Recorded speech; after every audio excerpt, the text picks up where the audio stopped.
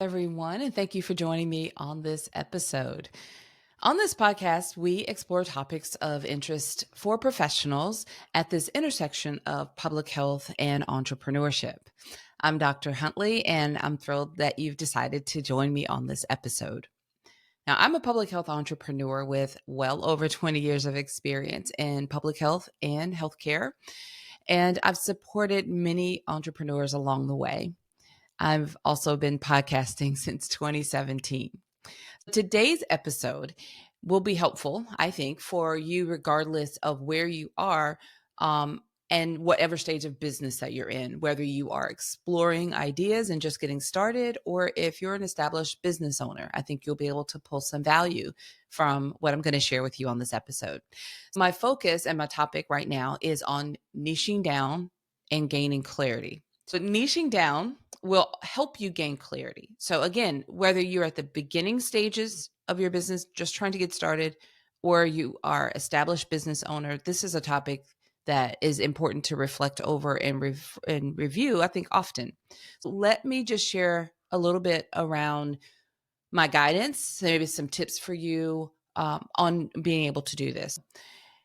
The first thing I will say in terms of niching down and helping you with clarity is identifying who. We're going to talk about, just so you know, who, what, and why. So let's start with who. Who are you most interested in, most drawn to? And when I say who, I'm really thinking about populations, target populations. Let's niche it down. You could say everybody everywhere, because we think of public health, it's populations of people everywhere, but really starting to niche down. What populations are near and dear to your heart? What captures your attention most often? What are you drawn to in projects first, in research or activities? Is it the population of elderly people, men and women? Is it children? Is it a group? Is it women's health? Is it men's health? It could be LGBTQ plus. If we got even more specific about these populations, maybe it's a population of people who live in a certain geographic area that niches down even further. So if we think of women or men or children or elderly, if we start thinking about geographic areas, then that certainly creates a niche. If it's by country, so any of those population ideas, if you think about United States versus France or versus Germany or versus a smaller country, Bahamas. Um, all of those populations then become very niche because the needs and the challenges are going to be very different from all of these different countries. Now, if you were to go even further and maybe it's a niche area, a specific area within a country. So here in the United States, I think of the southeastern region of the country, the population, let's just say we chose children in the southeastern part of the United States may have very different experiences and challenges compared to children in the Northwest, Pacific Northwest part of the country. Now, when you start thinking about that, in my mind, I'm thinking about all the different things that could factor in and make that so different. Weather challenges, natural disasters out west in California, for example, the children may be impacted by wildfires more frequently and may never have really experienced a hurricane compared to children in the southeast of the United States, where hurricanes happen frequently and we rarely have wildfires compared to California. So I'm giving these examples just to put into context of how we can niche down who we care about or who we are more drawn to. It's not that the others are not important, but in terms of trying to get your business off the ground, or if you're operating and you're really slammed and you're rolling, how are you going to niche down to a target population to serve to not only from helping you be more premium, but helping you be more relatable, referable. And when people are looking for services, they want that specialist. If you have a problem with your heart, you don't want to necessarily go to the general practitioner. You want to get in front of a cardiologist, a specialist. So our clients are looking for someone with this special expertise in this niche population or area. So that makes you highly referable and it helps you to attract business. So niching down by population or who you care about is really helpful. So sometimes it's a matter of taking some time to really identify who that is. And especially if you're getting started, it's one thing. You can sit down and brainstorm and work through that and start thinking about what captures your attention the most, and think about your past and work that you've done and where your interests are. If you've already established and you're really, really busy, you just need to set some time aside to think about that and to look at who you're working with already and who you've been working with, say, in the last 6 months or the last year, and decide, do I want more of this, or do I want to niche to a certain area? Maybe you've got a large population that you're serving, and maybe you want to niche down a little bit more. So I know another thing that comes to mind is sometimes people niche down by areas.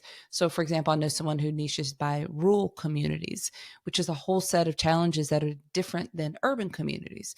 So, thinking about the population and how who you want to serve the most. And again, it doesn't mean that the others aren't important. I think it's just a matter of deciding what captures your attention the most. What are you already drawn to lead toward this more meaningful work, the work that you're more excited about showing up for because it's already capturing your attention.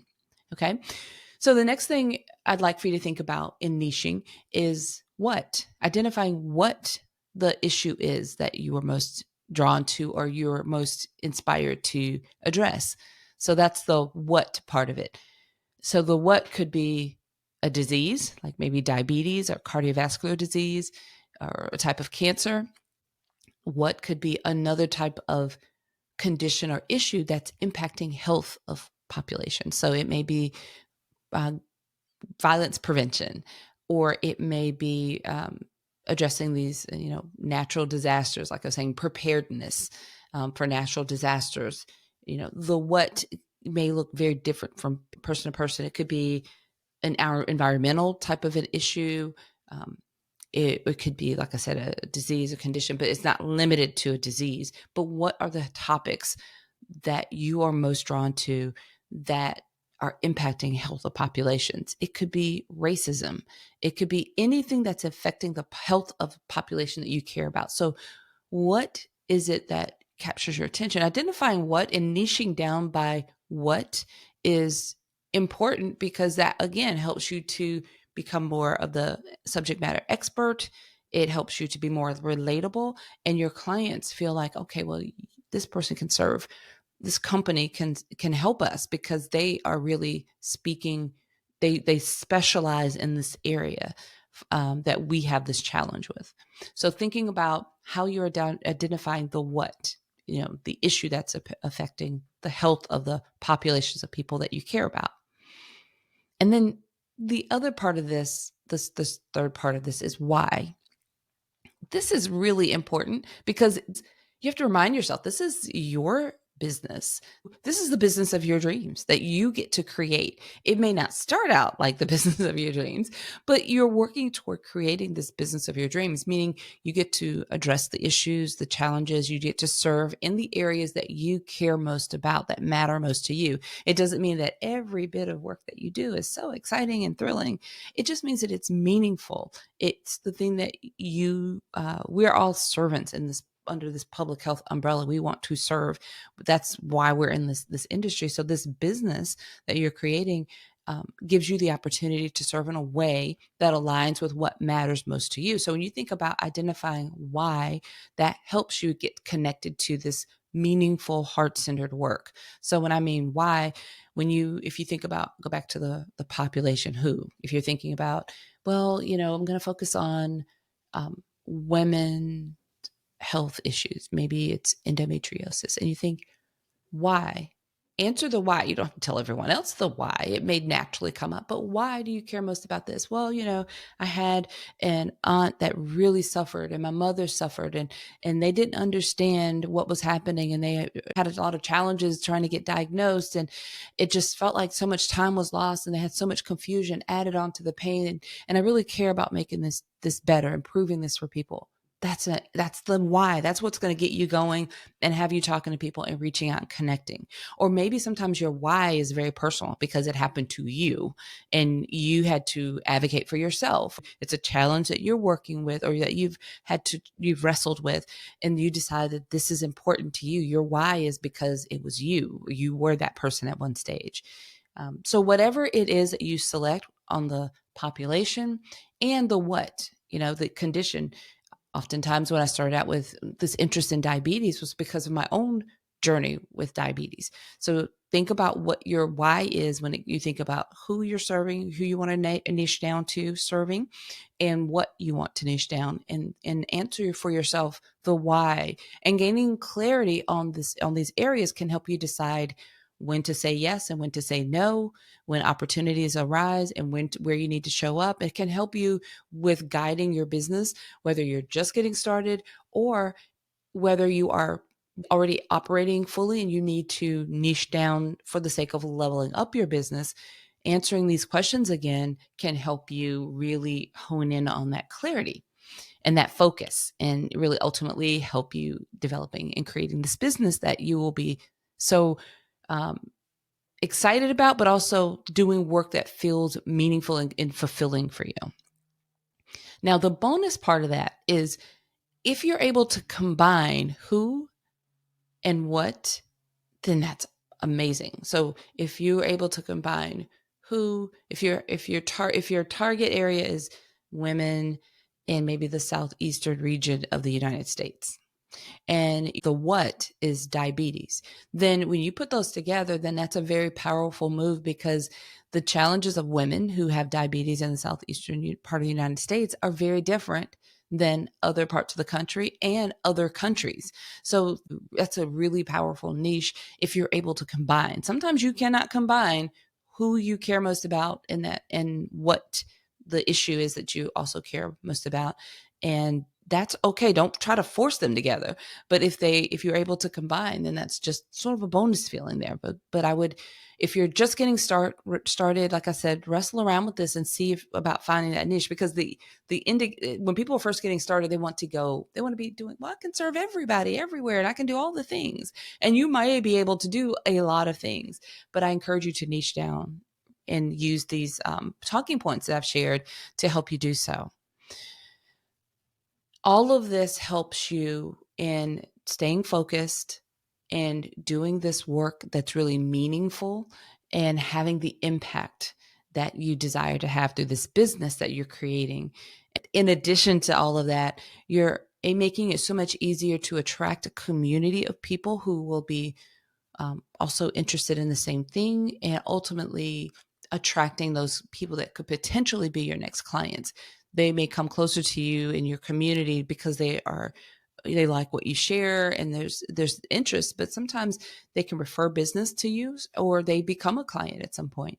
So it's just a great way to start and to refresh and renew every so often, going back through this exercise of niching down, because you may niche down and then decide, a couple of years later, you may niche down differently. That happened for me, as a matter of fact. It happens quite often. You start one way, and after you experience different things in your business, you niche down a little bit more, and then sometimes you pivot and you niche down. And this is an exercise that really never expires. So you can listen to this episode again at any time, and it's a very good one to help you kind of reassess. Or if you took notes, you can revisit these notes 6 months from now or a year from now, and just recenter where you're niching down. Okay. As I wrap up this episode, I'd like to ask you to help us spread the word about this podcast. You can share directly from the podcast app that you're listening in right now. You can also share our website with a friend. Our website is publichealthentrepreneurs.com, and that's entrepreneurs with an S. And then you can also share by writing a favorable review in Apple Podcasts.